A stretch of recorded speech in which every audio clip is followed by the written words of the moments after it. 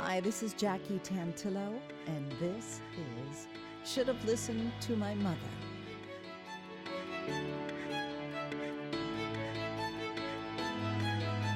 And I'm so honored that you asked me to weigh in on mothers. This is really fantastic. I think what you're doing as a psychologist, I see what you're doing is so psychologically important. So thank you. So why, even though we haven't started the interview, why do you say that? Okay. Well, because I think, when I study heroes and when I ask people, who are your heroes, the number one answer is the mother.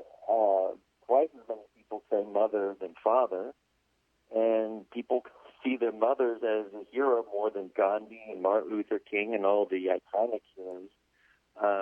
So there is something very important for us all about mothers. And so you're touching on something that cuts pretty deep in all of us, I think. I think so, and it's endless possibilities. My guest is a professor of psychology, University of Richmond, Virginia, and he's written extensively about heroes and leadership, among other things. So I'd like to welcome Scott T. Allison to Should Have Listened to My Mother. Hello, Scott. Hello, Jackie. It's a pleasure to have you on board here, sharing your knowledge and expertise on this complex topic of the effect our mothers have on our lives. I found a paper that you wrote from what I believe was 2019 about moms and all of the important love and emotions, whether it's protection and defense, intelligence and wisdom, moral models, all of things that encompass what we envision or expect or have experienced from our moms. Yes, exactly. Mothers are our number one heroes. And I ask people, who are your heroes? The mother, one's mother, is the number one most popular response given. Hands down, by far, moms are the most... Oh, hands down. That's right. More people list their mother as their hero. Twice as many people say mother than father. So people think their fathers are important, but mothers are something very centrally important, psychologically most important about mothers and emotionally important, as I write in that article that you found. What is your mom's name? What was your mom's name? My mother's name was Sarah without an H. And where do you hail from? Where did you grow up, if you could just set the scene a little bit? Well, we grew up, split our time between Pittsburgh, Pennsylvania, and Los Angeles, California. So when I was 8 years old, we moved from Pittsburgh to L.A., and did so about half and half, my growing up East Coast, West Coast. And do you have siblings? Older brother and an older sister, so I was the youngest. That's good. So am I. All right. Yeah. When you think of your mom, even as a kid, like what comes to mind? Where do you see, sense, and feel her? I kind of like to set this up just so people get an idea of how deep this relationship is. Well, pretty deep, because my dad, my mother and father, and you probably know this, that opposites attract. My mother and father were opposites. And my dad he struggled with depression, and he was an alcoholic. And so he was kind of moody and edgy and kind of dark and critical and scary. And my mother was the opposite. She was lightness and air and love and encouragement and positive.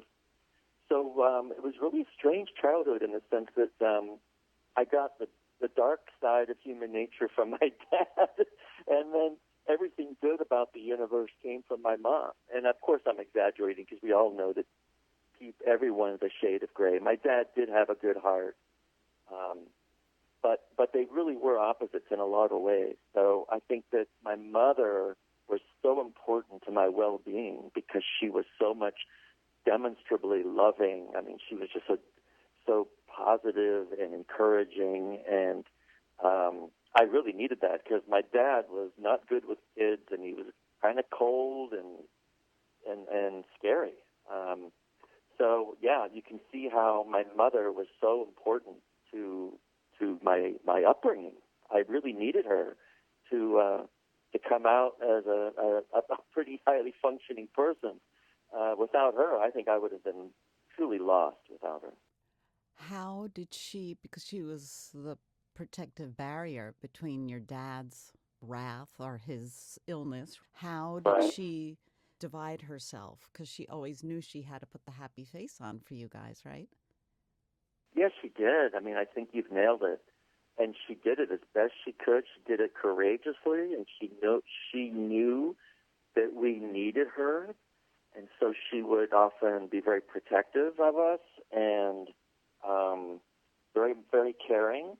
But she also had to deal with my dad and his disease of alcoholism. So she was often absent because she had her own life to deal with and her own mess to deal with. So sometimes I think I was sort of semi-neglected, but not really. I think if she neglected us at all, it actually did us some good. It made us more independent. Sometimes I think parents give kids too much structure and too much attention sometimes today. I could be wrong about that. I felt like it was good that she left us to be ourselves and to be on our own and to be out there falling down and getting up and struggling and doing what kids should be doing, is experiencing life without being sheltered or smothered, like mother smothering. We never had that. So, but she was always very caring and loving, even if at times I think she was a little absent. But I totally understand that today, given what she had to deal with from my dad. Was she absent because she needed to do something for herself, to help herself, or she was helping your dad? A little of both. So she would make time for herself, but they were also doing marriage counseling, and they were also struggling with their own issues. And so she was dealing with him and with her own mental and emotional well-being, and then trying to be there for the 3 kids that they had. So I think she had a really hard life. But then something really miraculous happened. But when I was a teenager, she discovered Al-Anon. And Al-Anon is a 12-step program for people whose lives have been affected by someone else's alcoholism.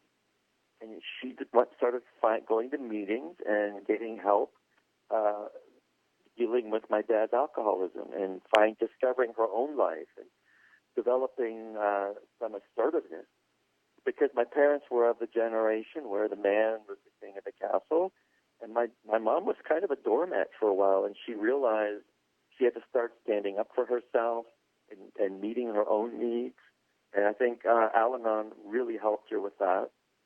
And eventually I started going to Al-Anon too, and later on as an adult, because I realized I was affected by my dad's drinking as well. And so I think my mother role modeled that for me. She role modeled self-improvement and overcoming adversity and taking care of yourself and finding ways to meet your needs. Even if you're living with a difficult person, we can still meet our own needs. And so I think I owe my mother a lot for showing me how to do that. Wow, I got the chills. That's pretty great. No more doormats. No one's going to push you around or step on you, right? Oh, yeah. My dad was a bully. I mean, he really was. And then she started standing up to him, thanks to Al-Anon. And it was really cool to see. We were all rooting for her to no longer take any kind of orders from him or bullying from him. And he changed. I give my dad credit. He had to change. He had to adapt to her new skills and her newfound self-confidence and self-esteem. And their marriage, they stayed married for 60 years before they passed. Wow, and that's I give great. them both a lot of credit. Yeah, I give them both a lot of credit because they both had to adapt and grow and evolve, and they did it. Wow, that's very impressive. And obviously, it was a huge lesson to you to see how they work together to make a difference. Yeah. I mean, you're right. That's a good point. Exactly. Because our parents are our role models. They role model intimacy and they role model conflict resolution, and we're watching as kids. We're watching and learning and taking notes, and hopefully taking good notes and doing what we can to become good intimacy partners ourselves someday. Did your sister and brother have a different experience as far as the relationship with your dad and your mom because of the drinking and depression? I think because my sister was the only female, she and my mom really bonded, especially when my sister became an adult and struggled with her self-esteem issues and her marriage. She really leaned on my mother for help and guidance and support. They were very close. They would call each other almost every day, whereas, I would call, as an adult, I'd probably talk to my mother once every 2 weeks maybe. But my sister and my mom were very tight. And my mom really did try to help her with her Al-Anon wisdom and advice and suggestions. But I never really did that. I never leaned on my mom for help or advice in that sense. Well, there's many advantages to being the youngest because you learn. Well, that's right. You know that, right? Exactly. Yeah, you learn a lot along the way.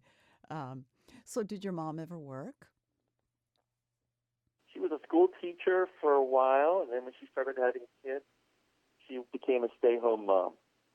So she did have a college degree. She taught school, but I think her goal was, because of that, she was born in the 1930s. She was of the generation where she was perfectly content not to work and to be home and being financially supported by my dad. And, I understood that. I got that. And I think she enjoyed being a parent and a mom. And then when there was an empty nest, she enjoyed just living her life, not working, but going to Al-Anon meetings, doing things with friends, and pursuing her hobbies. So she was a pretty happy person. She really was a happy person, despite all the struggles. My mom had a naturally cheery disposition, the opposite of my dad, who was perpetually grumpy. It's so funny to see them as a couple together, but in a way it worked because they stayed married for 60 years. It's quite remarkable. How long did she stay in Al-Anon for? Till the very end? Or no? Well, till the very end. She did. She got Alzheimer's toward the end of her life. She got Alzheimer's and stopped going to Al-Anon meetings, and that was very sad to see her decline, cognitively decline. But she was in Al-Anon before her decline. She was in Al-Anon for 35 years. Wow, very impressive. Oh, my goodness gracious. So so you left home at what age? At college? Did you move ever? Yeah, I went away to college. Every 2 weeks you'd call her? Is that what my boys are going to do to me? I was never a mama's boy, and they lived in New Jersey, and I was going to college in California, and I would really only come home a couple times a year, and that was good enough for me. So, I never lived, after my childhood, as an adult, I never lived in the same state with my parents. So I would visit them during holidays and then during the summer, but that would be about it. But, I was always felt close to my mother because she was always a warm, loving person. So I always felt supported by her, and I could feel her love when I did see her and when we did call. She really was a great hero and role model for me in a lot of ways. But she also let me live my life. She never went out of her way to really advise me or critique my life. She just let me do what I wanted to do, and she supported me even when I was making mistakes, whether it was, a relationship mistake, she didn't like a girlfriend, or she just was okay with it. She was very good at live and let live, and I appreciate that from her, to cultivate independence in her children. Do you think that was intentional? That was her purpose, to let you be? Yes. Wow, very forward because, thinking. and I think it's because she had a blind sister, a sister who was visually impaired, who was terribly spoiled and enabled by by my mom's parents. So she witnessed her sister, her blind sister, being spoiled and enabled and coddled and never allowed to become an independent person. And my mother had told me many times, you know what, the way your aunt was raised, to be totally dependent on society, to be cared for by family or by society, it was just wrong. And so she made sure that we were independent, financially independent, that we knew how to be self-sufficient, self-reliant. And I really appreciate that. I think that's how I raised my daughter. So if there was a lesson about parenting that my mother gave me, it was raise kids who can make it on their own, who are not dependent on anyone else for their financial well-being or emotional well-being, to raise independent people. And I think that's a real gift that my mom gave me. Wow, pretty amazing. And she was never resentful. You don't call me, you never come home. One of those badgering types. Because then you want to run from that. You want to run away from that, right? The second someone clamps down on you, well, at least for me, you're kind of in the opposite direction. Well, exactly. And I don't know how you're raising your college-age kids, but my parents let me know, listen, when you're done with college, don't expect money from us ever again. So you are on your own, sink or swim, you're done. We're done with you. And I remember hearing that, feeling kind of hurt, but also realizing, well, they're right. I am an adult. I need to make it on my own, and I shouldn't depend on them to make it. And so I made it. So, yeah, I think that's an important lesson to teach kids is that you got to grow up and be on your own. And that doesn't mean that during an emergency we can't give our kids help. If there's some crisis or an emergency, we can certainly help them. But for just day-to-day living, I don't believe in I have one daughter. I don't believe in giving her the down payment of a house or buying her a car or buying her furniture for her house. She's got to do all that on her own. That's just my opinion. I know I've got friends who don't agree with me about that, but I really believe in giving kids the gift of self-sufficiency. Well, that's a pretty great gift. That's a huge gift. So. Yeah. Oh, I totally get it. I mean, we're working on those things with our boys too. And as you said, if they're not expecting it, then they know they have to go get it themselves. That's right, and that's how they become resourceful and clever and innovative and hardworking and ambitious, so they can do something with their lives. But my dad's side of the family is kind of the opposite. Opposites attract. So my mom is into self-sufficiency, and my dad's side of the family is there's codependence, and there's a little enabling, and it's a little dysfunctional, my dad's side. But my mom gave me the gift of love and the gift of self-reliance. And another thing she really taught me, my mother role modeled honesty and integrity so strongly. She emphasized honesty, always tell the truth,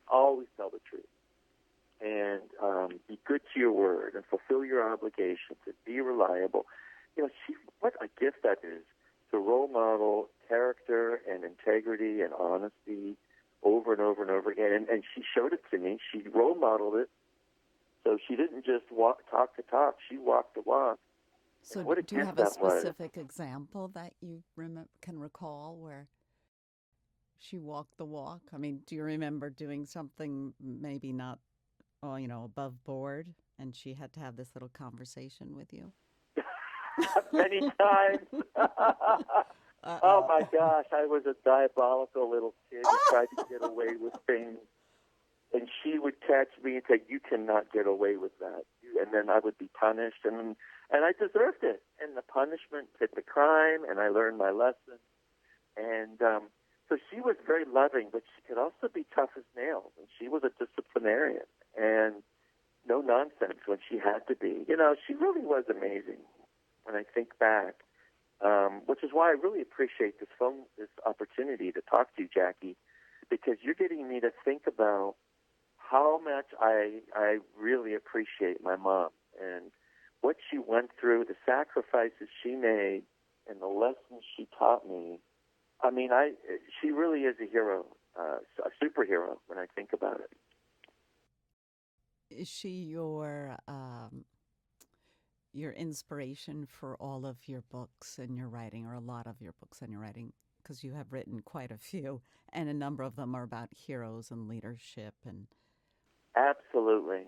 And in fact, not just my mother, but my mother's mother. So my grandmother on my mother's side was the same, only an older, wiser version of my mother, and incredibly loving, and just had such a beautiful spirit. And both my mother and my mother's mother, incredibly heroic to me, because they both role modeled kindness, generosity, encouragement, honesty, and love. And wow, what a gift to give your kids. I'm just so grateful and appreciative, because my dad didn't have the ability, because of my dad's alcoholism. He was handicapped. He was challenged. He was not able to show love. And so I desperately needed it from my mother and from my grandmother. And thank goodness I got it from them, because I think we all have to have that, or we're doomed. And so I really think of my mother and grandmother as the two most heroic people in my life. your maternal grandmother, what was her name? Claire. Claire. I thought you were going to say Grandma. Well, she was Mimi. Her Mimi. first name was Claire, but she was Mimi to us.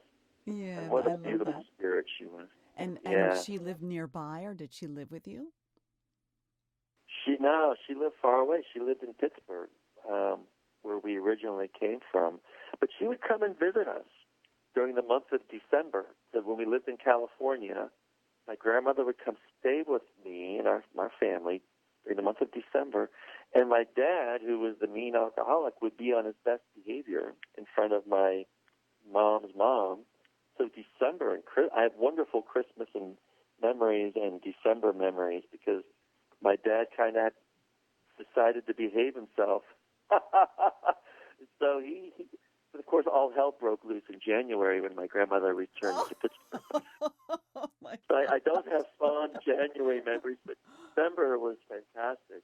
Oh my gosh, monthly memories. So Yeah.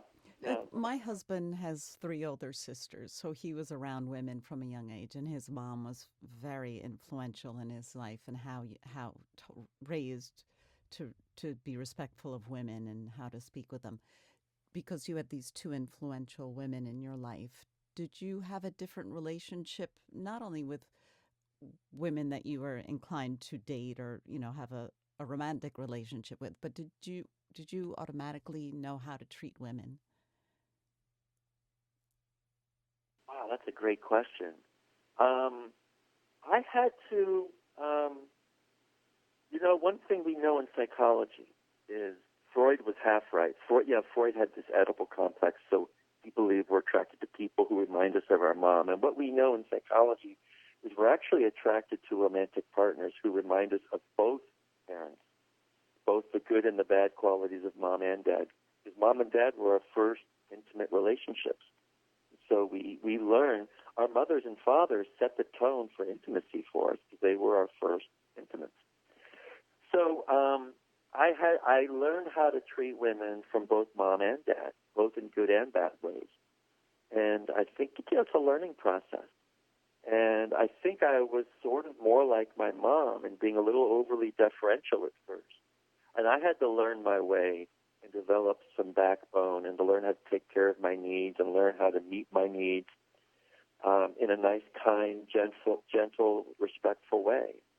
And so I think it was a big learning process. And I think Al-Anon has helped me set boundaries with people and assert my needs with people, and to do it kindly and gently.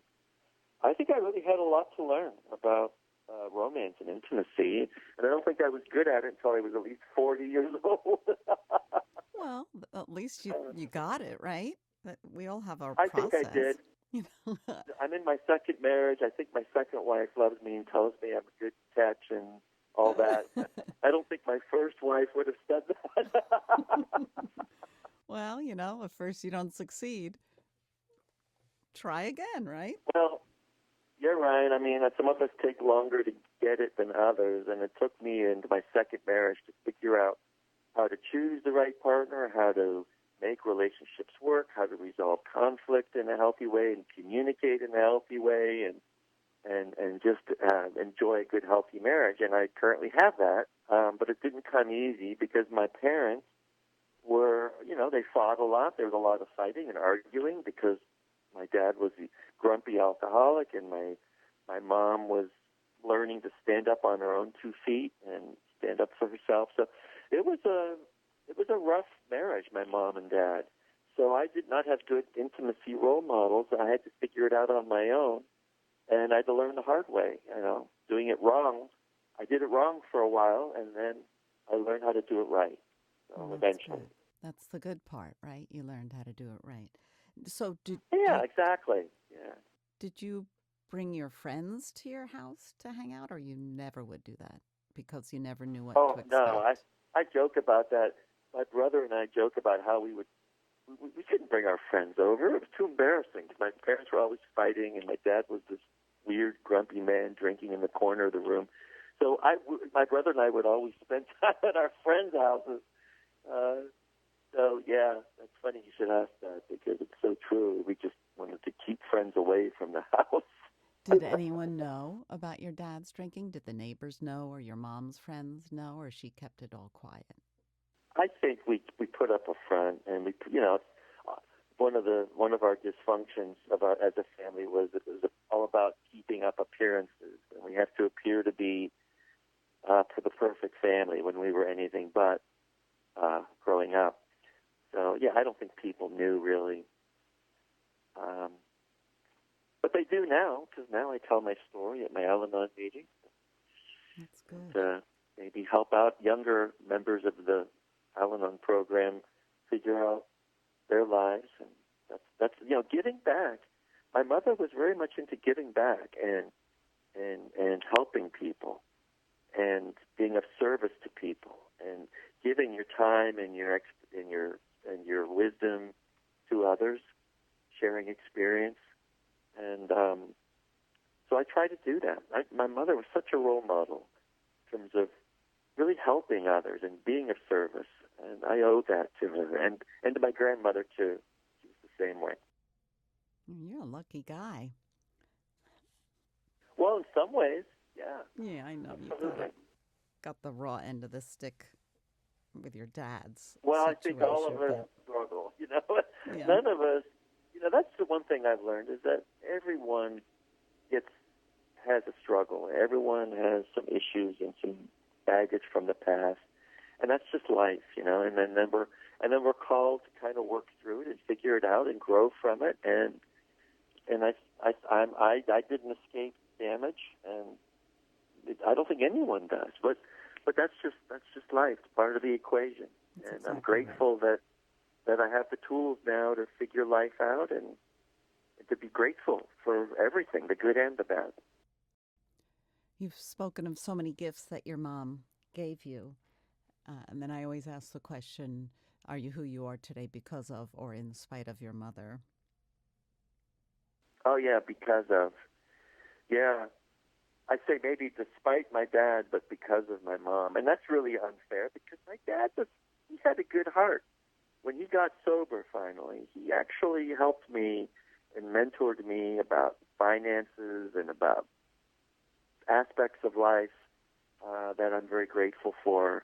It's not black or white, but yeah, my mother. I feel like I'm a good person, not perfect by any means. But I'm a good person because of my mother, because of the love and the encouragement she showed me, and her generosity of spirit, and her emphasis on honesty and integrity, and being a good person, being a good human. I got that from my mom, and I fall short of those ideals, but my mom always believed in making the effort to be the best you can be. And what a gift to have her in my life. And And it was hard watching her get Alzheimer's and seeing her slip away over the years before she died. That was pretty heart-wrenching.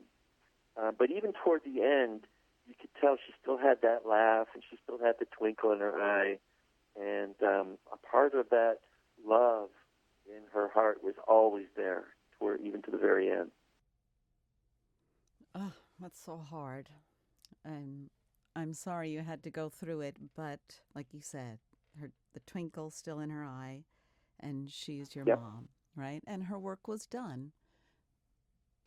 That's right. Actually, you're absolutely right. And she was a beautiful spirit all the way to the very end, even as she was in decline, and she really lost herself.